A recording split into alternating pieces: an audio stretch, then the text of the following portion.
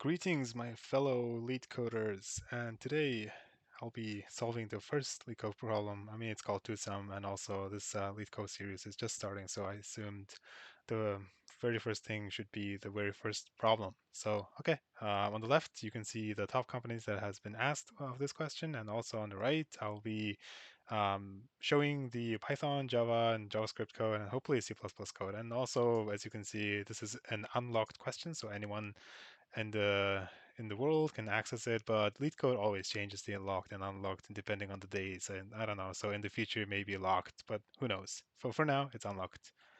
So let's dive into the description.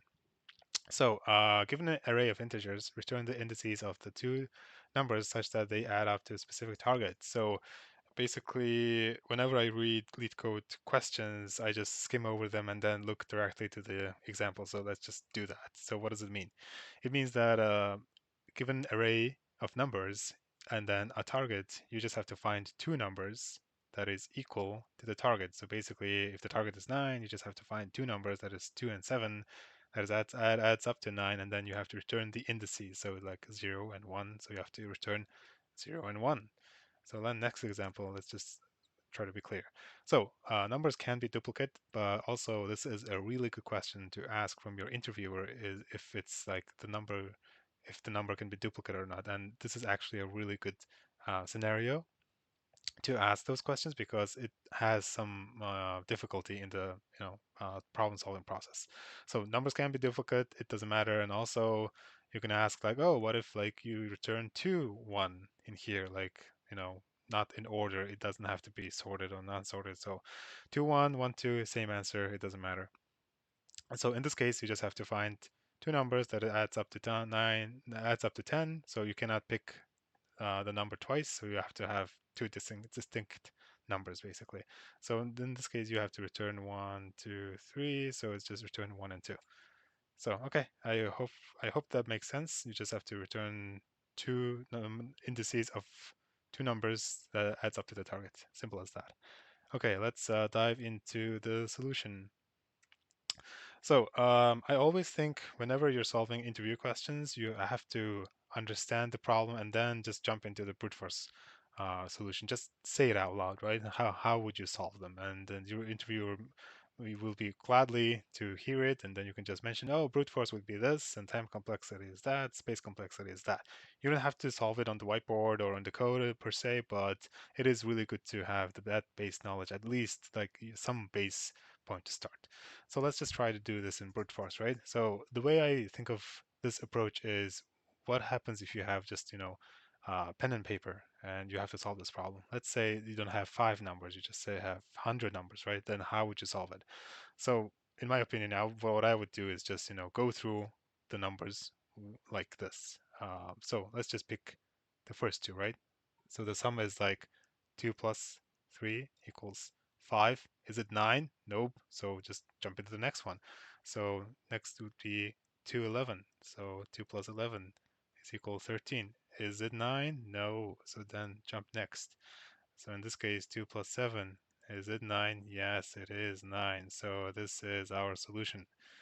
So just say like 0, 1, 2, 3. So and then just return like 0 and 3. That's it. That's your brute force solution. You just go pick every possible two pairs, right? Like that. And then next would be that, and then like this. And then if there is a target equals to 9, then you just return that. Simple as that. It cannot get any simpler than this. So this is your brute force solution, and you just say this to your interviewer and also mention the time and space complexity. This is so important. So hopefully you would know that time and space complexity would be O of 1 and O of n squared. But for those of you who don't know, I'll just explain it real quick. So the reason why it's n squared is because we're just picking every possible two pairs, right? So we have to go through one by one of each array, and also we have to pick the pair, like the second number, one by one. So like this, that, that.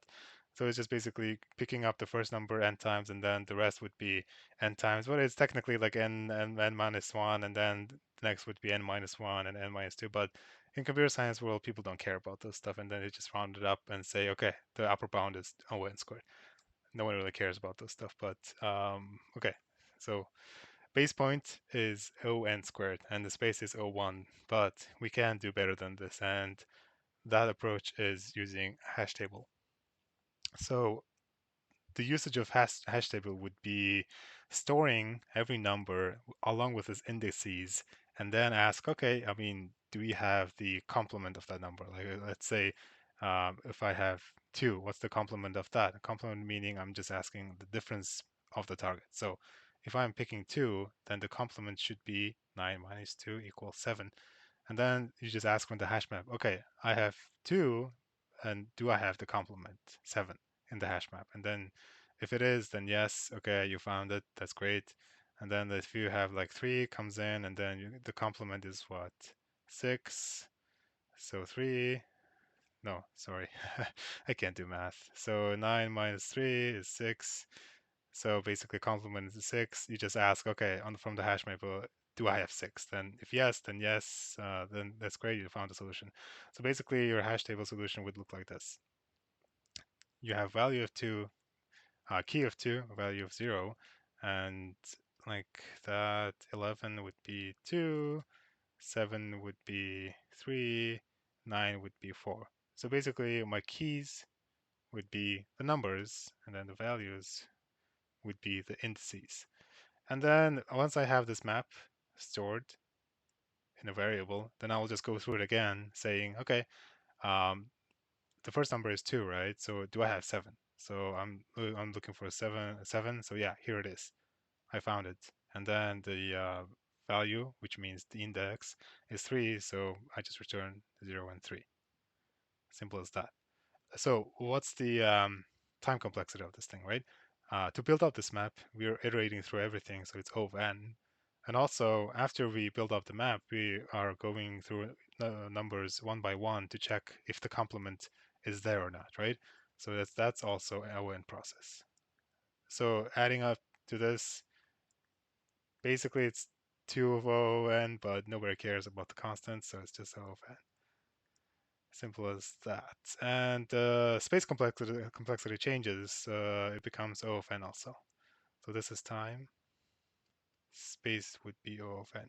The reason why is because we're introducing a new variable that is storing the key value pairs, which has like n keys and n values. So that's just like also O of n. Okay. Um, but I think we can do even better than this. Some of you may have noticed it, some of you may not. If you didn't, don't feel bad. It's not a straightforward solution. So let's talk about the optimal one. So the hash table optimal. So, okay, let's start. As you're building the map, right? So the map would be empty at first. And then whenever you're adding a number, at that time, you just ask if the complement is there. So let me show you. So when you're adding 2, before you're adding 2, you just say, okay, what's the complement? It's 7, right? 9 minus 2 is 7.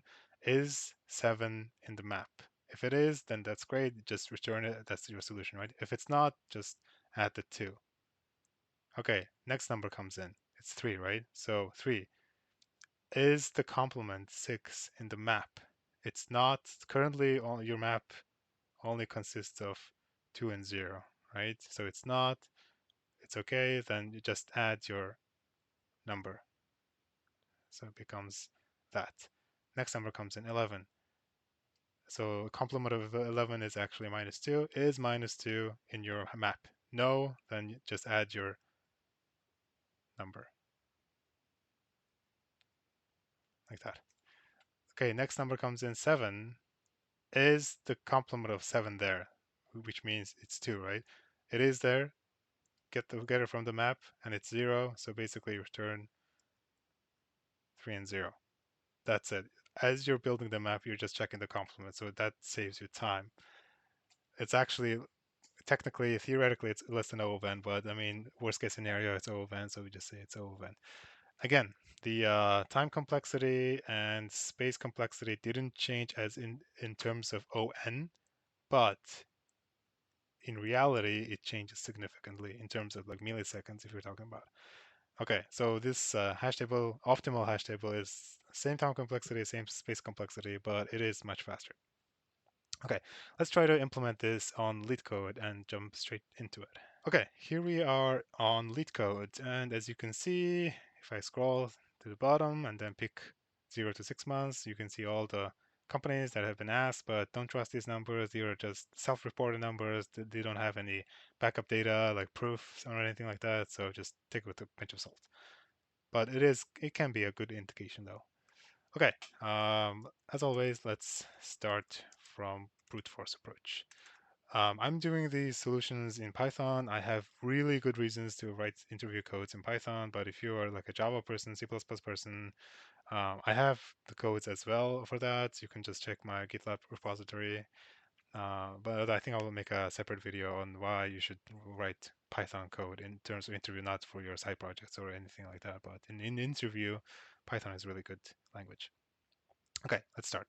So the brute force approach was just basically iterating through the array, doing a nested loop, and then checking if those two numbers equals to 9, right? So for I in range, length of nums. Hopefully this looks so familiar to you if you're writing Python, but if you're not, then I think I would suggest you learning Python in terms of like, at least when you're doing interview codes. So this is just basically saying, okay, loop through 0 until the length of this number. And then the second loop is just start from I and then go loop through until the length of this number. When I say until, it doesn't reach the length of number, it just has less than sign hidden. So we can even say, okay, this go through here like that, because you can't pick the number twice, right? All right, so the number one, num1 is equal to nums of I, number 2 is equal to nums of j. Okay, I picked up the two numbers, so basically now you just have to check if these two numbers equals to your target. And if it is, then return the indices, which is I and j. And if by any means possible, if there's like no pair found, we just say maybe throw an error, or just in this case, I'm just gonna, return an empty array. But that's not gonna happen. So okay, so this is good, and I'll try to submit it. And this will take so long because this is O(n) square solution, and there you go. It says it's so bad that it is better than only 6% of the code. That is all in the database. Okay. Yeah, brute force solution, straightforward, looks like that, and it's really bad code. Let's try to implement the hash map approach. Okay, hash map. Hash table. Let's start with the non-optimal one, right? Going past twice through the loop. So I'll say hash table is equal to that. One of the reasons I chose Python is just, declaring hash map is just super easy. Okay, let's start from iterating through the arrays. Enumerate nums. Okay, so if you don't know what enumerate does, it's just basically looping through the array with index and value, key value, not key value pairs, it's just index and value pairs. So you can technically do the previous loop with range, but I suggest doing this. Just really easy syntax, makes your life a whole lot easier. Okay, so let's build a map. Hash table of value is equal to index. That's it. That's your map.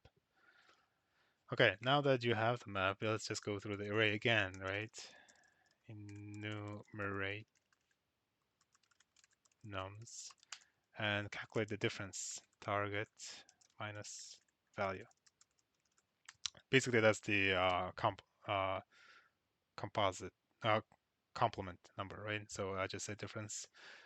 Okay, and we have to check if the difference is in the map, if it's in the hash table. Then return the index along with hash tables found index. There is one caveat to this. Let me show you the counterexample. If I have a solution like this, I mean, if I have an array like this and then target is like 10, right? As you can see, you can probably see, okay, 4 plus 6 is equal to 10, so that is our solution, right? But remember, our hash table would be like this. 4, 1, 6, 2, 2, 3. So value index pairs, right? Value index, value index, value index, value index. Okay, let's just go through this, right? So first up, we go through 5 and 0. So let's calculate the difference. Difference would be 10 minus 5, which is 5. And then we're going to check, okay, if is the difference in the hash map. It is there because, we've already built this hash map like that. And then it will return like 0. And then what's the index of the hash map? It's also 0. So it will return 0 and 0. That's a really bad sign. So we have to check if our current index is different than the hash table's index that we have found. So that will take care of that corner case right there. Okay. Now if nothing is found, just return empty array. Let's just check that. Okay, it works in this case. Well, let's submit it and see if it works. Okay, it is working. And I mean, again, the reason why it's saying that 75% is, this is the slower approach, but also LeetCode, if you have the premium account, it just compiles a lot faster, and also it depends on the time of day, your location, and um, server delay and stuff. So I mean, if you click submit many times, it will probably get like better time. Yeah, 99%. That's like miraculous. I've never gone 99% like in this problem, but we just got lucky. Okay, that's the non-optimal approach. Let's just do the optimal approach. Hash table optimal, right? Okay. So again, hash table, just declare the map and also enumerate within the array. Index value in enumerate. Okay, so you have to calculate the difference, target minus value, and then you just check, okay, if my difference is in the hash table, like that. If it is, then, return your index along with the found index, not index, diff, like that. And if you didn't find it, you just have to populate the hash table, right? Value is equal to index. And if there is nothing found, then you return empty array. Okay, this works. And some of you may be thinking why this works, right? Because as I mentioned, if we have like a case like this, where the target is 10, how is this going to work, right? The reason why it works because we were calculating the difference before we were, putting it on the map. So 5 goes through, our map is currently empty, so this doesn't go through here. And then later on we add the 5. So that's why it works. So that handles the corner case that we mentioned. Okay, let's try to compile it. So it works. Let's try to submit it.